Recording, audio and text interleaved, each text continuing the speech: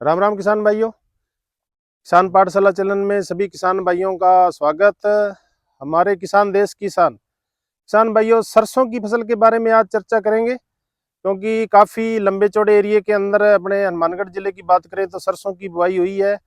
ये अपने एक फील्ड देख पा रहे हैं, इसमें है जो RH 725 है जो सरसों की बुआई हुई है। किसान से भी बातचीत करेंगे। लगभग 25 अक्टूबर के आसपास इसमें है जो सरसों की बुआई हुई है। 35 दिनों की क्रॉप हो चुकी है।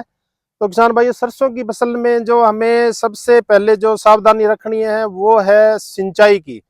सिंचाई आप थोड़ी सी जल्दी ना करें। जब आपकी सरसों की फसल है वो 35 से 40 दिन की हो जाए, उस समय आप है वो खेत के अंदर है सिंचाई करें। ये अपने देख पा रहे हैं, इसमें थोड़ी सी बढ़वार भी हुई है। जो जमीन है वो थोड़ी सी रेतीली है, फिर भी 4 से 5 पत्तियां 6 पत्तियां भी हो चुकी है। लाइन से लाइन की दूरी है वो 1 फीट रखी गई है। तो सबसे पहले हमें सिंचाई का ध्यान रखना है। सिंचाई है वो लगभग 35 दिन से पहले न करें। और सिंचाई के साथ साथ में किसान भाइयों, जो सबसे महत्वपूर्ण जो काम होता है, ये अपने देख रहे हैं, खरपतवार है, वीड्स है, प्याजी इसके अंदर उगा हुआ है, साथ में है बाथू है। इसको नियंत्रण करना बहुत जरूरी है, क्योंकि खरपतवार की यदि बात करें तो ये किसान भाइयों लगभग उपज के अंदर है वो 40 से 50% तक नुकसान कर देता है। किसान से राम राम जी। शुभ नाम अपना बताएं। विनोद पारिक। विनोद जी, इसमें आपने कोई घास वाली दवाई की हो तो? नहीं की सर। घास वाली दवाई कोई भी नहीं की। नहीं। तो इससे यदि बुआई करते हैं उस समय अपने पेंडामेथलिन का प्रयोग कर सकते हैं। यदि बुआई नहीं करती कि बुआई के समय यदि हमने खरपतवार नाशी का प्रयोग नहीं किया हुआ तो किसान भाइयों, इस समय हम इसके अंदर निराई गुड़ाई की सहायता से खरपतवार को खेत से बाहर कर सकते हैं। तो खरपतवार को कंट्रोल करेंगे तो बहुत अच्छे परिणाम मिले। कहीं भी आपने जो सरसों की वैरायटी है वो कौन सी लगा रखी है? 725। 725 वैरायटी लगा रखी है। जी।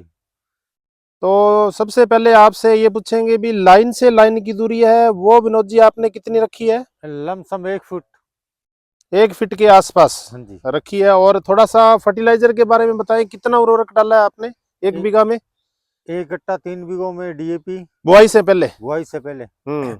एक गट्टा यूरिया का 3 बीघों में। हम्म। गट्टे बीघे की सुपर। और हम्म। 5 किलो बीघे की सल्फर। सल्फर आपने बेंटोनाइट सल्फर डाली है हाँ, दानेदार? दानेदार। थोड़ा सा विनोद जी बीज के बारे में बताएं, आप बीज कितना यूज किया आपने? 500 ग्राम 500 ग्राम प्रति प्रति बीघा बीघा। यूज किया हाँ है। जी। और RH 725 वैरायटी आपने जो लगा रखी है। हाँ जी। तो इसमें थोड़ा सा 2-3 जो सावधानियां आपको रखनी है सरसों की फसल में, उसके बारे में आपको बताएंगे। तो ये आप ध्यान रखें। एक तो विरलीकरण थिनिंग का काम जरूर करें। अच्छा जी।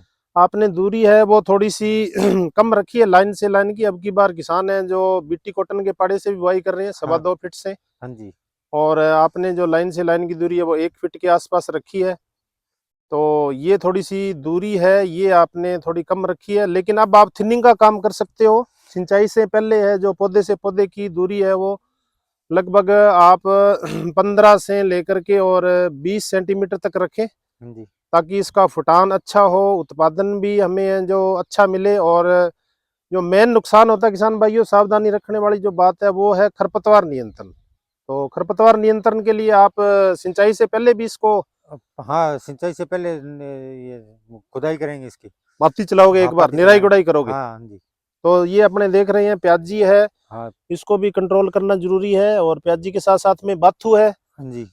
और बुआई बताओ, आपकी बुआई कब हुई थी, कौन सी तारीख को हुई थी? 25 अक्टूबर की है। 25 अक्टूबर की है। तो लगभग अपने ये मान ले भी 35 दिनों की हाँ। सरसों हाँ लगभग हो जी, चुकी है। 35 दिन हो गए जी। तो इसमें आप प्रथम सिंचाई है जो कर सकते हैं। दूसरा जो महत्वपूर्ण कार्य है हमें किसान भाइयों, वो करना है विरलीकरण का।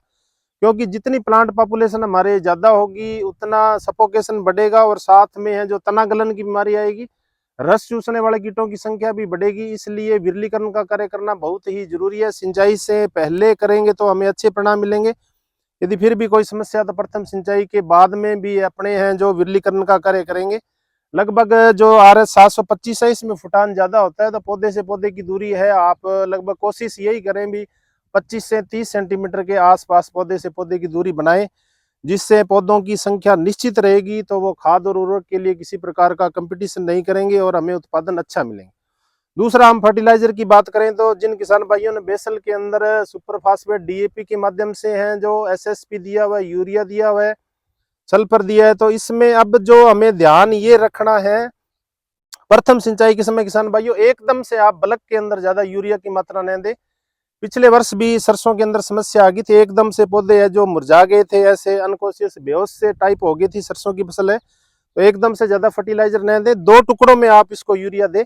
एक तो आप जब सिंचाई करते हैं तो सूखे में सिंचाई से पहले आप 15 किलो यूरिया इसमें दे सकते हो। उसके बाद आपकी जमीन है जो पैर रखने वाली हो जाए उस समय आप 15 किलो है जो इसमें यूरिया दें।